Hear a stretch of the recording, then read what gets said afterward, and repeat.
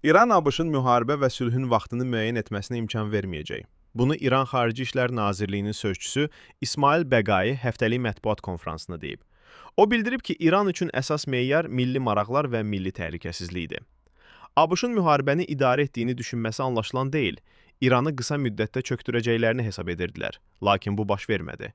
Yaranmış vəziyyətə görə məsuliyyəti öz üzərlərinə götürməlidirlər deyə Bəqai vurğulayıb. Xarici İşlər Nazirliyinin sözçüsü qeyd edib ki, İran milli maraqlarını və təhlükəsizliyini əsas götürərək qərarlar qəbul edir. Biz heç vaxt ABŞ-a müharibə və sülhün vaxtını müəyyən etməyə imkan verməmişik və verməyəcəyik.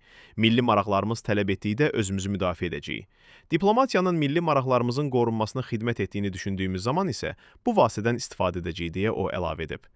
Bundan başqa mətbuat konfransında İran Xarici İşlər Nazirliyi ABŞ ilə mesaj mübadiləsi aparılması və Tehranın Cenevrədə və ya Pakistanda danışıqlar keçirmək istəməsi barədə yayılan məlumatları təqzib edib. Bəqai bildirib ki, İranın danışıqların keçirilməsi üçün müraciət etdiyi barədə yayılan məlumatlar həqiqəti əks etdirmir və ölkənin siyasi yanaşmasına uyğun deyil. İran milli maraqlarının qorunması naminə diplomatik vasitələrdən istifadə etməkdən heç vaxt çəkinməyib. Eyni zamanda qarşı tərəfdə yanlış təsəvvür yarada biləcək addımlar da atmır. Bəqainin sözlərinə görə bəzi vasitəçilər ABŞ tərəfindən göndərilən mesajları Tehrana çatdırırlar.